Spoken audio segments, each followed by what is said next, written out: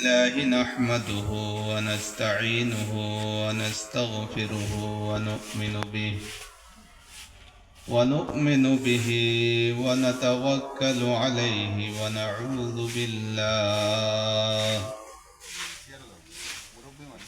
ونعوذ بالله من شرور أنفسنا ومن سيئات أعمالنا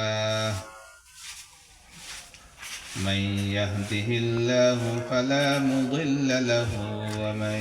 يضلله فلا هادي له ونشهد أن لا إله إلا الله وحده لا شريك له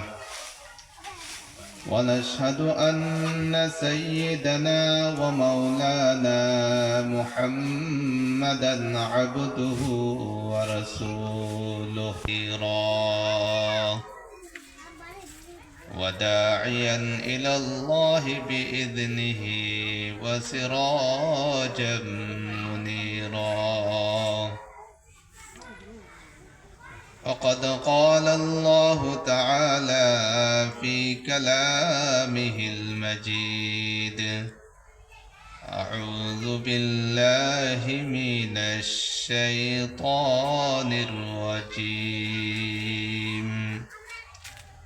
بسم الله الرحمن الرحيم إن الله وملائكته يصلون على النبي يا أيها الذين آمنوا صلوا عليه وسلموا تسليما اللهم صل على سيدنا مولانا محمد وعلى آل سيدنا مولانا محمد بلغ العلا بكماله كشف الدجى بجماله حسنت جميع خصاله صلوا عليه وآله اللهم صل على سيدنا ومولانا محمد وعلى آل سيدنا ومولانا محمد لا إله إلا الله لا إله إلا الله لا إله إلا الله لا إله إلا الله لا إله إلا الله لا إله إلا الله لا إله إلا الله لا إله إلا الله محمد رسول الله صلى الله عليه وسلم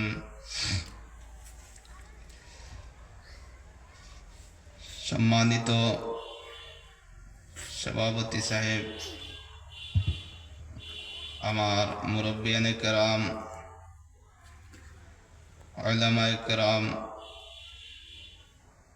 পর্দার আড়ালের মা ও বইনকল, আল্লাহ রব্বুল আলমিনের লাখো কোটি শুক্রিয়া যে আল্লাহ পাক রব্বুল আলমিনে আমরারে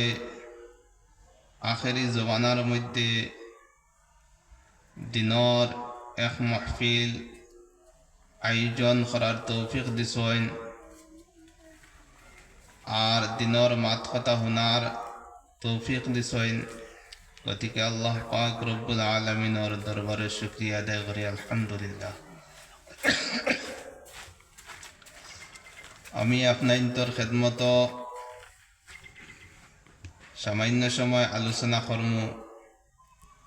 আসর নামাজর আগে হজরত মৌলানা হুসাইন আহমদ সাহেব ভবানীপুরি আর হজরত মৌলানা মুফতি রিয়াজউদ্দিন সাহেবে আলোচনা করছেন, সুন্দর আলোচনা করছেন। আমি আসরের পরের সময় ইনসানের কাছে বড় মূল্যবান সময় দুনিয়াবী হাইসিয়তে, আর আল্লাহ পাক রব্বুল আলমিনের কাছে বড় কিমতি সময়, মকবুলিয়তের সময়। আমি কোরআন এবং হাদিস থেকে আলোচনা করার চেষ্টা করব ইনশাআল্লাহ। যদি কোনো ভুল হয় আল্লাহ পাক রব্বুল আলমিনে মাফ দিতা। দেখো এই জমিনের মধ্যে